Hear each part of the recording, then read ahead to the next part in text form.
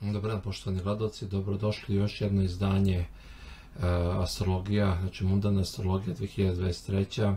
Radni naziv ovog videa, koji će najvjerojatnije biti i trajni naziv, jeste Stočni vagoni i sitna boranija. Znači, o čemu se radi?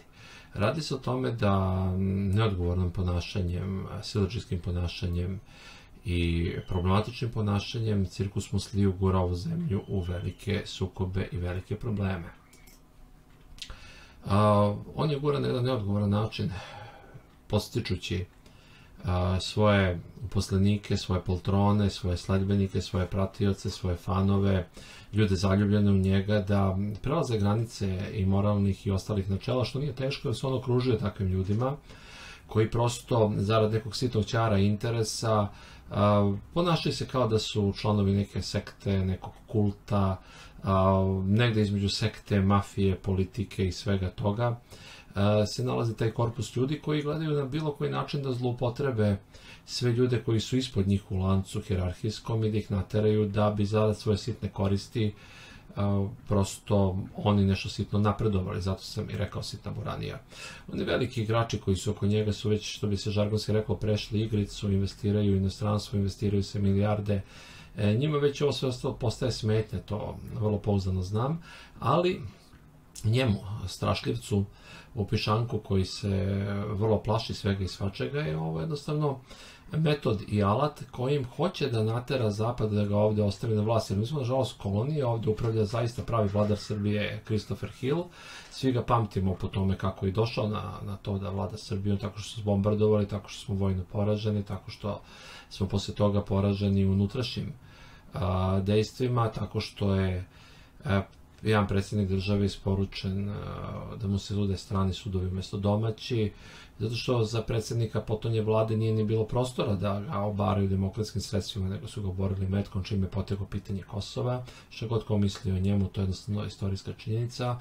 Posle toga je Koštunica se spasio tako što je uvalio, bukvalno uvalio, znači nije stručan izraz, ali preambulu u ustav i pobegao. Onda smo imali prvog narcisa Borisa Tadića koji je mislio da je faraon i koji je utro put cirkusu Musliju da ovako zavlada Srbijom i da na ovaj način stisne narod. Znači, jedino što nama treba je direktna demokratija. A šta nam nudi 26. u popodnevnim satima cirkus Musliju? Šta bi nam nudio nego jedan cirkus? Međutim, od cirkusa Muslija do cirkusa Maksimusa, a to je ono mesto u Starom Rimu gde su se odvijale one čuvene gladijatorske i ostale borbe, zbog čega je i u istoriju ušlo hleba i igara, to je ništa. To je jedno veliko ništa, jedan ćorak, jedan prazan pucanj, iz prostog razloga zato što u popodnevnim satima 26. maja imamo mesec koji ne čini ništa u karti. Znači, taj će se skup održati, to je sigurno, što je već zakazano, ali ovo je mesec u praznom hodu. Znači, cilj i učinak tog skupa je da se izrazimo ovako jedan dug prdežu čabar, kakav je ostalom i cirkus Musliju i sva njegova kamarila. Cirkus Musliju može samo u Srbiji da uspe, u zemlji gdje je prevashodno su u preduzećima, posebno javnim i državnim, sve veze poltronskog tipa, tako da sitna boranija ostvari svoje kolege gura u stočne vagone ne bi li profitirala na njima. Ono što je opasno u celoj toj strukturi jeste nešto drugo, nešto se valja ispod žita što ni cirkus Musliju ne može da kontroliše, a to smo videli nekog sekretara vlade Srbije, najužih ramena u istoriji uskih ramena, koji iza sebe ima gomilu jakih nabildovanih momaka koji nešto hoće. Takav tip ne može da kontroliše te jake nabildovane momke, naravno oni su u dilu sa njim jer to njima odgovara, jer te momke razumemo, oni su lovci na plen, imaju potencijalno dobar plen, dobar dogovor i dobru mogućnost da ga ostvare. Međutim, masa tih momaka nije samo na vezi sa nejakim vremenima, nego je na vezi mnogima drugima, kako iz zemlje, tako i iz inostranstva. Imamo jednu vrlo opasnu situaciju gde Mars drži MC, odnosno vrh karte, odnosno obilje događaja u toj karti, kvadrat Jupiter. To je jedan vrlo nezgodan aspekt i ne bi bilo prvi put u istoriji da neko namerno režira sukobe baš ne na mitinzima naroda i opozicije, nego upravo na njegovim mitinzima, da bi ga izazvao da uvede vanredno stanje i napravi haos. On nije državnik, on je politikant, šibicar koji pokušava pošto poto se nagodi sa Zapadom za još nekoliko godina vlasti. I on je spreman sve da žrtvuje. Da je državnik, on prvo nikada ne bi izveo ovakvu jednu budalaštinu sa cirkusom. jer državniku ne priliče budalaštine, ne priliče mu denreci, ne priliče mu vašari. Državniku priliči da uzme stvar u svoje ruke, da sazove vladu, da sazove organe sa kojima on može da korespondira, ne sa kojima može da upravlja, po našem ustavu ne može da upravlja, ali može da založi ono što je vrlo bitno u ovakvom izbornom sistemu, a to je glasove svojih ljudi, da kaže, pošto je za mene glasalo više ljudi nego za vas, gospodo, i ja u ime tih ljudi zahtevam da se utvrdi odgovornost, da se uvede red i tako dalje. Njemu uvođenje reda nije ni na kraj pameti. Sve ovo što on sada radi po televizijama, to je jedno obično loše glumatanje, upravo iz istih onih razloga iz kojih saziva ovaj miting, a to je da kao što Zapadu hoće da se nametne kao jedini ovde, tako hoće i unutra. S tim da je unutra mnogo rigorozniji, mnogo teže, dakle videli smo kako se razbiju blokade poljoprivrednika i videli smo ono što sam najavio. Znači, nama ne treba rumunski scenarij na koji mnogi koji su kvazi opozicionari ili kao za pobudu pozivaju, jer to nije dobro. Na rumunski scenarij koji nismo u stanju da izvedemo odgovara se čileanskim scenarijom, a to su eskadroni smrti i stadioni. Dakle, nama treba srpski scenario.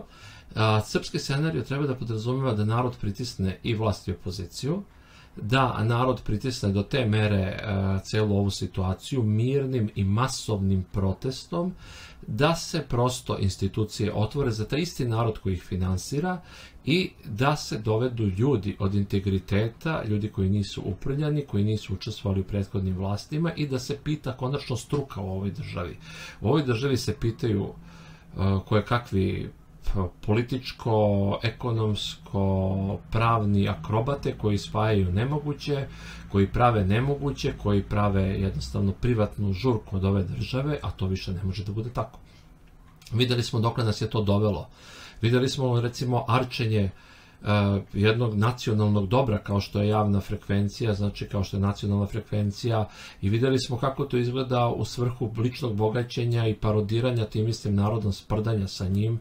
Videli smo isto tako kako i RTS ne radi svoj posao kako treba. Zašto? Meni je RTS krivlji nego Pink Happy i ostali, to sam i objasnio.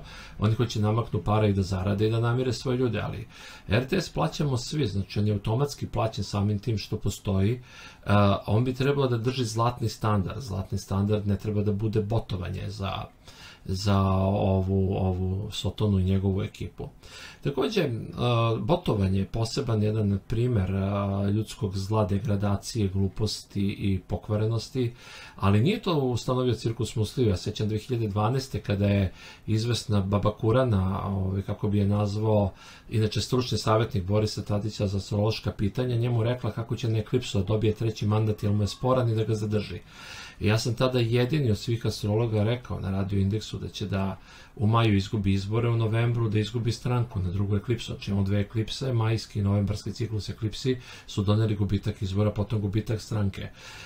Koga ne mrzi da preturi arhive, tada će posebno u nekim bljuckastim novinama naći kako su masovno za koju šaku evra i malo sitne reklame astrolozi pisali kako je Boris Tadić nepobediv i 7. svetsko čudo i sve ostalo. Ovih dana takođe čujem da zatrpavaju me razne poruke u inbox da u medijima gostuju kakvi astrolozi svih godina, uzrasta, boja i dezena, koji hvale ovo sve što se dešava, koji kažu da narod nema mozga i tako dalje. Nemojte se brukati, odnosno brukajte sebe, izvolite, valjajte se u blato, nemojte brukati sve one koji se bave astrologijom, posebno kroz gluposti tipa tranzita i tako dalje. Znači, to su sve budalaštine. Zašto? Zato što ova karta spoljna, znači to je dan događaja, ali dan događaja je besmislen bez ove unutrašnje karte, a ova unutrašnja karta je karta za ovu godinu i ovde ima Saturna na vrhu 4. kuće i stalno ponavljam, ima nešto trulo u državi Danskoj. Svi događaji koji tu dođu će takođe biti sa vrlo blisko opredeljeni Saturnom, znači mi se raspadamo. Ovo je rđa, ovo je korozija, ovo je trulež, Saturn je često i reprezent radioaktivnog materijala i svega, tako da mogu da najavim da ćemo sigurno toku perioda posle leta ili druga polovina leta i jesen pa do početka zime imati jednu havariju na tu temu, pa ćemo onda da pitamo a ko to odlaže radioaktivni otpad po Srbiji. Znači ako se sve one zaustavi. S tim i ako bi došlo na neki način do promjene vlasti, takođe ih treba pritisnuti, jer ovi bolji neće biti. Znači oni će biti onoliko dobri koliko i mi stavimo nogom za vrat i nikada neće biti ni 1 milimetar bolji od toga. Ne možemo biti pasivni građani, moramo biti aktivni građani.